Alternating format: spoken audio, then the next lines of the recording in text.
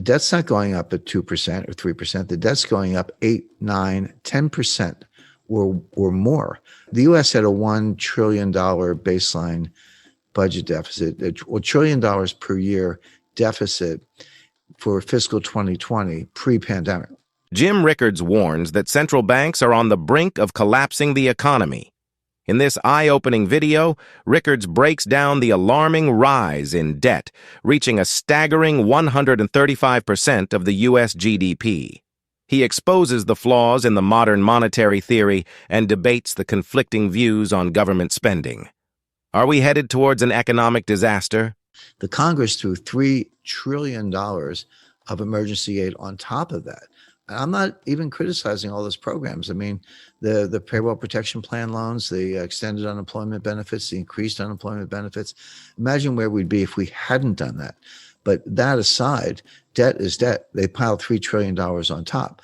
Now, this is going to take the U.S. debt to GDP ratio up to 135%. It was 106% when Donald Trump was sworn in.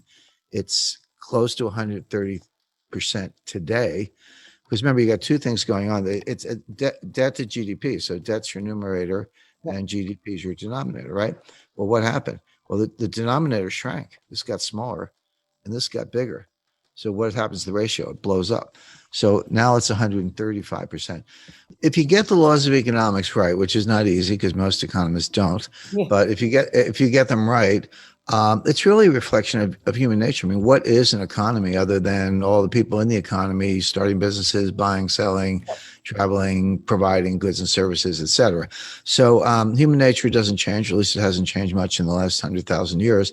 So the fundamental laws of economics don't change either, but circumstances change, facts change, and that's important. Now, to answer your question, Kerry, you're right. There is a school of thought, a growing one, an influential one, that the debt doesn't matter. It's like, well, wait a second.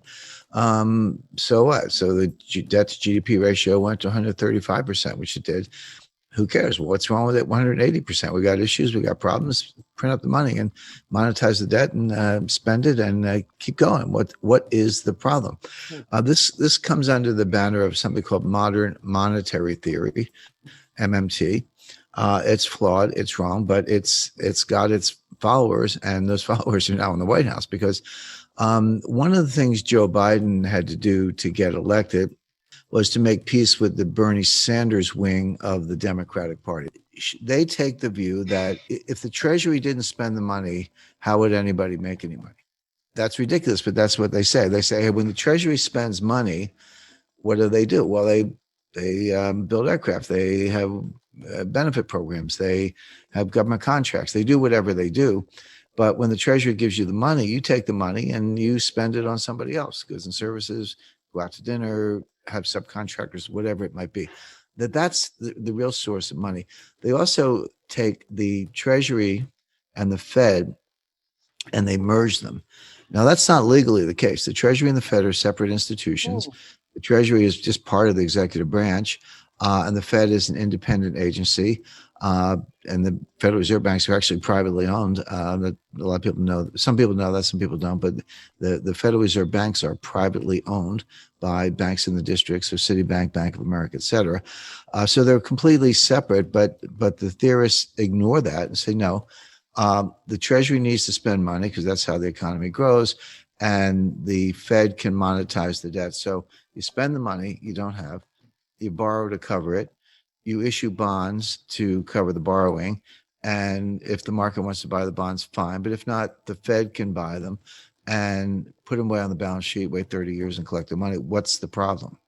Who cares about the debt to GDP ratio? It's kind of a statistical abstract, but why should that stand in the way of using money to solve our problems, which are free healthcare, free childcare, free tuition, forgiveness of student loans? That's a $1.6 trillion ticket, by the way. And look, everyday readers and investors, there's no reason they should know all this stuff. This is total inside baseball. You have to be a geek like me to kind of keep up with it, but it's all coming. But what that means is we're going to test the Rogoff-Reinhardt thesis. Now, let me just take a minute to explain that. Up to a certain debt to GDP ratio, there is a Keynesian multiplier greater than 1. So the classic example is the UK was in a depression before the rest of the world. They have been hit pretty hard before the Wall Street crash. People aren't spending, they're saving. It's the liquidity trap. So if you get money, you pay down debt. When you don't have any debt, you put it in the bank. Whatever you do, you don't spend it. You hoard cash. Or people were buying gold. They were accused of hoarding gold, et cetera. But what they weren't doing was spending. And there was a lack of aggregate demand, and the banks were not lending. So so Keynes said, well, if everyday people won't do it, the government must. The government can borrow, the government can spend. And what they discovered was that if you borrow $1 and spend $1, you can get $1.50 of GDP. Now, there's a separate debate as to whether that's actually incremental or whether you're just pulling growth forward. But so what? Even if you are pulling growth forward, maybe that's what you need to do when you're in a liquidity trap. But there's a problem. He called it the general theory, general theory of employment, interest, and money. But it was actually a special theory. I think he had a little Einstein in me because of the general theory of relativity. But it's actually a special theory, which means it's a theory that works in a set of circumstances, a set of conditions. The conditions where it works are you're either in a recession or just coming out of one. You have excess capacity and labor and industrial capacity, and you have very little debt. In those circumstances, you can borrow $1, spend $1, and get more than $1 GDP. The problem is that extra GDP you get for the borrow and spend, it goes down as the debt to GDP ratio goes up. What Reinhardt and Rogoff discovered is that at 90%, you go through the looking glass. Your payoff is now less than $1. You borrow $1, you spend $1, and you only get 90 cents of GDP or 95 cents, et cetera. So now, not only are you not getting your dollar's worth for the borrowed dollar or something more, which you did at lower levels, you're getting less than $1. So now what's happening? You're borrowing $1, you're spending $1, you're not getting $1 of GDP, but you are getting $1 of debt, which means your debt to GDP ratio is going up and the 90% is getting worse. And I just mentioned the United States is at 135%.